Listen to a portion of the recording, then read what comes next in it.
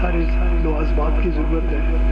حدیث مبارک میں حضرت عمر رضی اللہ تعالیٰ عنہ، حضرت صدیق اکبر رضی اللہ تعالیٰ عنہ سے لے کر حضرت علی کرم اللہ تعالیٰ وجہ کریم تک کئی صحابہ کرام نے کئی ان لوگوں کو کہ جو بہت بلند و بالا، میری آپ کی تو کوئی اوقات نہیں ہے، صرف کہ آپ علیہ السلام کا یہ فرمان مبارک سامنے رکھتے ہوئے کہ زبان سے وہ بات ایسی نہ نکال دے کہ جو خود نہ کرتا ہو، وہ آپ علیہ السلام کو ان کو کہہ دیتے تھے کہ نہیں ابھی باز مت کرو، بات نہ کرو۔ کیوں؟ کیونکہ وہ جو میں منظر آپ کے آگے رکھنے لگا کہ آپ صلی اللہ علیہ وآلہ وسلم آپ فرماتے ہیں کہ دوزخ میں ایک شخص کو عذاب ہو رہا ہوگا،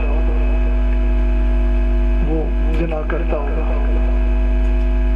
وہ کسی ایک شخص کو دیکھے گا کہ اس پہ جو عذاب ہو رہا ہے تو وہ سمجھے گا کہ میں تو شاید کوئی گناہ کرتا ہی نہیں تھا، اتنے شدید عذاب میں مبتلا، وہ اس کی طرف بھاگ پڑے گا۔ ایک شخص کو عذاب ہو رہا ہوگا کیونکہ وہ ڈاکو تھا، لوگوں کے گھروں کو لوٹتا تھا، وہ بھی جب اس شخص کی طرف دیکھے گا وہ سمجھے گا کہ شاید مجھے تو کوئی ترپڑ پہ ہی نہیں رہے جو اس کو پاڑے۔ ایک شخص جو مطلب درجہ پر درجہ جو گناہگار ہے، وہ جب دیکھیں گے اس شخص کے اوپر جو اسے عذاب ہو رہا ہوگا، اس کی کیفیت تو وہ دیکھیں گے کہ شاید اس کے مقابلے میں ہمیں تو کوئی عذاب ہو ہی نہیں رہا۔ آپ علیہ السلام فرماتے ہیں کہ وہ سب کے سب اس کی طرف دوڑیں گے، جائیں گے، اس سے پوچھیں گے کہ تو کیا کرتا تھا، کہ جب تجھے اس معاملے میں دیکھتے ہیں جو تیرے ساتھ معاملہ ہو رہا ہے تو ہم سمجھتے ہیں ہمیں تو کوئی تکلیف ہوئی نہیں۔ وہ کہے گا کہ میرے ساتھ یہ معاملہ ہے کہ میں ممبر سنبھال لیتا تھا، میں لوگوں کو واعظ کرتا تھا، نیکی کی طرف بلاتا تھا، برائی سے روکتا تھا، لیکن میں خود نہ برائی سے روکتا تھا نہ میں بھلائی کے کام کرتا تھا، اس وجہ سے مجھے یہ شدید ترین عذاب ہوتا ہے۔ ہم بہت بڑے ہوتے ہیں اس حوالے سے کہ ہم لوگوں کو بات کریں، لیکن بہت زیادہ ضروری ہے کیونکہ قرآن کریم میں قطعی ممانعت ہے، قرآن کریم میں اس چیز کی قطعی ممانعت کی گئی ہے کہ کیوں تم وہ بات کہتے ہو جو خود نہیں کرتے۔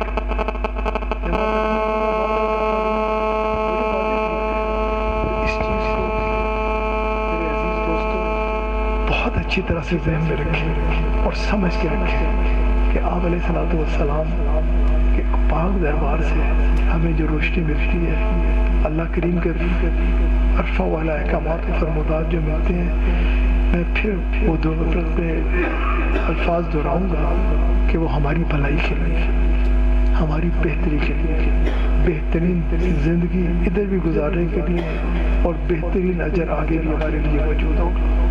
ہم سب کو علم ہے، ہم سب اس چیز کی خبر رکھتے ہیں کہ اسلام جو ایک انتہائی خوبصورت ترین ضابطہ حیات ہے، یہ پورا یہ کمپلیٹ کوڈ آف لائف ہے، اس پہ یہ نیو نہیں ہے خالی کے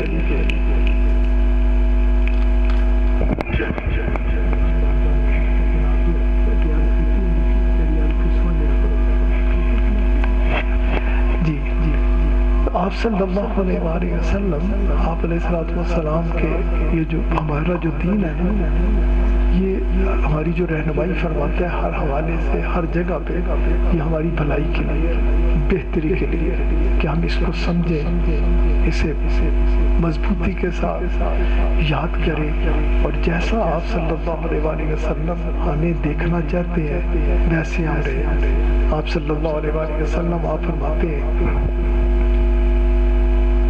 کہ تم میں سے ہر ایک کو یہ خواہش ہوتی ہے کہ لوگ تمہیں اچھا کہیں، لوگ تمہارے بارے میں اچھی بات کریں، لوگ کہیں گے یہ شخص ظاہر ہے نا، خواہش ہو رہی بھی نہیں چاہیے کہ اللہ نہ کرے کہ لوگ کیا بڑا پیارا ہے، کسی کا دل میں آئی، سب یہی کہتے ہیں۔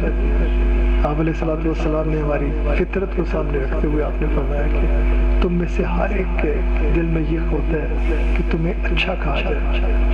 آپ علیہ السلام آپ نے فرمایا کہ تم جانتے ہو کہ میرے نزدیک تم میں سے سب سے اچھا کون ہو جائے گا، وہ کس کے بارے میں کہا جائے گا کہ میرے آگے وہ سب سے اچھا ہے۔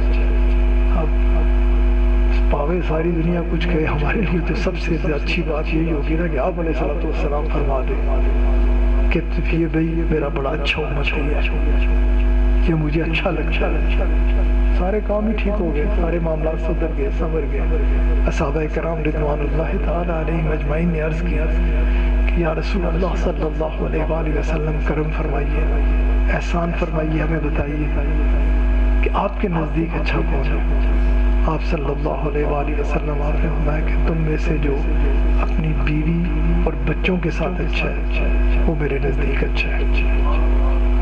جو اپنی بیوی کے ساتھ اچھا سلوک کرتا ہے, جو اپنی بیوی کو اس کا اچھا خیال رکھتا ہے, اپنے بچوں کے ساتھ شفقت کرتا ہے, اپنے بچوں کے ساتھ مہربانی سے پیش آتا ہے, اپنے بچوں پہ سختی نہیں کرتا, بیوی بچوں سے بہت پیار کرتا ہے, بیوی بچوں کو بہت محبت دیتا ہے, بیوی بچوں کے ساتھ بڑا اچھا اس کا سلوک ہے. یہ میں نہیں بات کر رہا کہ آپ کے اور میرے نبی علیہ السلام نے فرمایا کہ اگر کبھی تم نے دیکھنا ہو کہ میرے نزدیک تم میں سے سب سے اچھا کون ہے, تو میرے نزدیک تم میں سے سب سے اچھا وہ ہے جو اپنی بیوی اور بچوں کے ساتھ اچھا ہے. آپ صلی اللہ علیہ وآلہ وسلم آپ فرماتے ہیں کہ اگر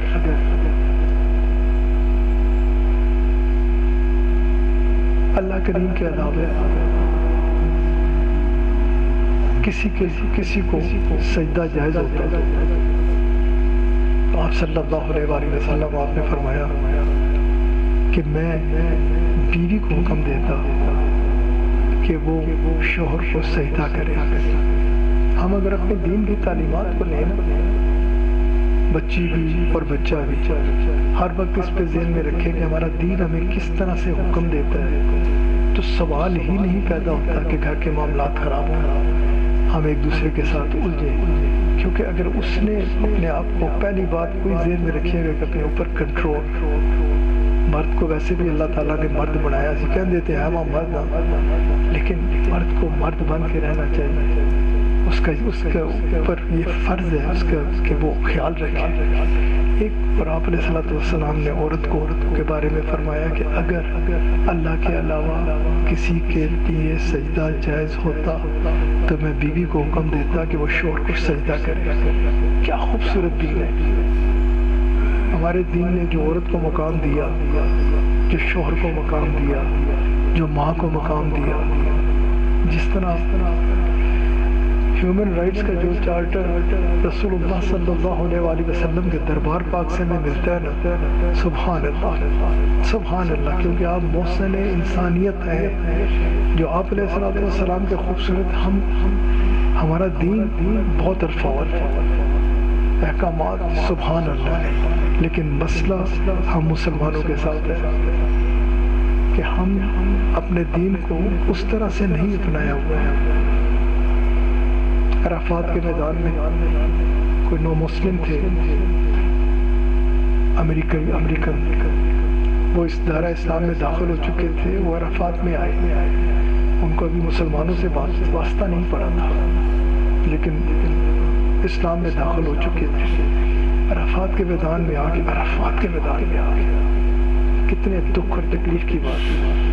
وہ پریشان ہوئے, انہیں سمجھ نہ آئے کہ یہ ہو کیا رہا ہے, یہ کیسی کیفیت ہے, یہ کیسے حاجی ایک دوسرے کو دھکے دے رہے ہیں, کیسے ایک دوسرے کے لیے ایک سیکنڈ میں اس کی زبان سے بات نکل جاتی ہے. وہ حج کے لیے گئے تھے, عرفات کے میدان میں پہنچ کے ان کا ضبط کا یارہ جاتا رہا کہ یہ کیا ہے. جب انہوں نے یہ سوال کیا کہ بھئی یہ کیا ہے, ہم نے تو جس دین کو اپنا کے حج کے لیے آئے ہیں, ہم جو 4-5 لوگ ہیں, ہم نے تو اسلام کو پڑھا ہے, اسلام کو سمجھا. جب ہم نے اسلام کو پڑھا سمجھا تو اس کی حقانیت ہمارے اوپر واضح ہوئی, ہم دائرہ اسلام میں داخل ہو گئے. یہ کیا ہے؟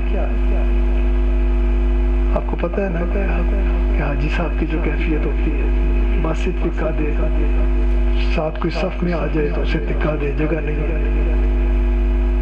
ادھر جس مقام بھی ہو جھپٹ اپنا مطلب کیفیت. تو میں یہ بات کر رہا ہوں کہ اس حوالے سے یہ ایسے ہی ایک دم میرے سامنے وہ منظر آ گیا. تو جب وہ پریشان ہوئے تو انہیں کہا گیا, انہیں سمجھایا گیا پیار اور محبت سے, تم جس سے پڑھ کے مسلمان ہوئے ہو, دین وہی ہے, یہ ان کا اپنا کریکٹر ہے. مجھے آپ کو ہم سب کو اپنے کریکٹر کی طرف نگاہ ڈالنے کی ضرورت ہے. سب کو دیکھنا چاہیے کہ میرا کیا کریکٹر ویسا ہے, کیا میرے ایسے افعال ہیں جیسا ہمارا دین حکم دیتا ہے. تو اگر ہم شام کو پرچہ لے کے بیٹھ جائیں نا تو اللہ ماشاء اللہ, وگرنہ ہم وہی انام میں ڈوبے ہوئے, وہی سارے معاملات کے دنیا کے جس طرح شیطان ہمیں گھیر کے گرانے کے رسوا کرنے کے چکر میں ہوتا ہے, ہم اس کے ہاتھوں میں کھیل رہے ہوتے ہیں اور ہمارے معاملات جو ہیں وہ خراب سے خراب تر ہو رہے ہوتے ہیں. آپ صلی اللہ علیہ وسلم کے خوبصورت احکامات و فرمودات کے حوالے سے میں بات کر رہا تھا. میں نے گفتگو اس حوالے سے شروع کی ہے کہ ہمیں روزانہ یہ دیکھنا چاہیے کہ کیا میں نے اپنا دن اللہ اور اس کے حبیب علیہ السلام کے احکامات و فرمودات کے مطابق گزارا ہے, مرد کو بھی اور عورت کو بھی. میں نے میاں بیوی کے بارے میں بات کی, میں نے اولاد کے بارے میں بات کی کہ آپ صلی اللہ علیہ وسلم آپ کا فرمان مبارک ہے کہ اگر تیرے جیب میں کچھ ہے تو اس کا سب سے زیادہ حقدار جو ہے وہ تیرے گھر والا ہے, سب سے زیادہ رائٹ ہوتا ہے. بلکہ حدیث مبارک میں آپ نے بتایا کہ تیرے لیے بہترین صدقہ ہوگا. اولاد کو صدقہ دیا نہیں جا سکتا, لیکن صدقے کا معنی یہ ہے کہ بلائیں ٹل جاتی ہیں, بلائیں دور ہو جاتی ہیں. آپ نے بتایا کہ تیرے لیے بہترین صدقہ ہوگا کہ اگر تیرے پاس کچھ تھا تو تو نے وہ اپنے گھر والوں پہ صرف کیا, اپنے بیوی بچوں پہ صرف کیا. اس لیے اس چیز کو ذہن میں رکھیں اور خواتین تک جہاں میری بات پہنچانے کی کوشش کریں کہ شوہر کی ایسی رسپیکٹ ہے, اتنی رسپیکٹ ہے دی آپ علیہ السلام نے. وہی جو جیسے میں نے بات کیا کہ آپ محسن انسانیت ہے, آپ نے جو رسپیکٹ دی ہے معاشرے میں ہر کسی کو. آپ صلی اللہ علیہ وسلم آپ فرماتے ہیں کہ آپ کا دربار پاک ہے. ایک شخص نے عرض کی کہ یا رسول اللہ صلی اللہ علیہ وسلم میرے اوپر سب سے زیادہ حق کس کا ہے؟ آپ علیہ السلام نے فرمایا تیری ماں کا ہے. اس نے پھر عرض کی کہ اس کے بعد کس کا ہے؟ آپ علیہ السلام نے فرمایا تیری ماں کا ہے. اس کے بعد عرض کی اس کے بعد کس کا ہے؟ آپ علیہ السلام نے تیسری بار بھی فرمایا کہ تیری ماں کا ہے. آپ علیہ السلام نے فرمایا کہ اس کے بعد, اس نے عرض کی کہ اس کے بعد چوتھی بار آپ نے فرمایا تیرے باپ کا ہے. اب جو سب سے زیادہ حق میرے اور آپ پہ, ہر بندے پہ, ہر مسلمان پہ رسول اللہ صلی اللہ علیہ وآلہ وسلم نے بیان فرمایا, وہ آپ نے فرمایا کہ ماں ماں ماں اور باپ. عورت کو جو تقدس جو احترام ہمارے دین میں دی ہے, آپ علیہ السلام نے فرمایا جیسے پہلے میں نے بات کی کہ اس پہ خرچ کرو, اللہ تمہارے آگے منازل آسان کرے گا, تمہارے سے بلائیں دور کرے گا. پھر آپ علیہ السلام نے جنت کو ماں کے پیر کے نیچے کر دیا. آپ علیہ السلام نے فرمایا کہ یاد رکھ تین پہلے 1 2 3 حق, اور آپ نے فرمایا کہ تیری جو جنت ہے نا وہ تیری ماں کے پیر کے نیچے ہے. آپ علیہ السلام نے ایک مقام پر فرمایا کہ کتنا بد نصیب ہے وہ شخص کہ جسے بوڑھے والدین یا ان میں سے کوئی ایک مل گیا اور ان کی خدمت کر کے ان کی خوشی حاصل کر کے اپنے رب کی خوشی حاصل نہ کر سکا, جنت حاصل نہ کر سکا. آپ صلی اللہ علیہ وسلم آپ نے فرمایا کہ جن کے پاس ہے نا ماں باپ قدر کیا کرو, اور جن کے پاس اولاد ہے اولاد کو محبت دیا کرو, پیار دیا کرو. اکثر و بیشتر یہ ہوتا ہے کہ جس وقت اولاد کو پیار دینے کا وقت ہوتا ہے اس وقت ہم دنیا میں مصروف ہوتے ہیں, ہمیں ٹائم نہیں ہوتا کہ ہم انہیں پیار دے سکیں. اور پھر ایک ایسا وقت آ جاتا ہے کہ ہم کیونکہ ہم نے اٹیچمنٹ نہیں ہوئی ہوتی ہے, ہم نے اس کے ساتھ وہ ڈیولپ بھی نہیں کیا ہوتا ریلیشن. پھر ایسا وقت آ جاتا ہے کہ پھر ان کے پاس وقت نہیں ہوتا. ہمارا دین بزرگوں کو, ہمارے دین میں یہ نہیں ہے کہ کہتے اولڈ ہومز کا تصور نہیں ہے. ہمارے معاشرے میں تو بزرگوں کو اتنی قدر و منزلت حاصل ہے, اس طرح دیکھا جاتا ہے, اتنا ان سے پیار کیا جاتا ہے. یہ رسول اللہ صلی اللہ علیہ وآلہ وسلم آپ علیہ السلام کی تعلیمات ہیں, اور یہ بھی ذہن میں رکھیں کہ یہ ایک سائیکل ہے. آج آپ جیسا کرتے چلے جائیں گے کل ویسا اپنے آگے موجود پائیں گے. آپ صلی اللہ علیہ وسلم آپ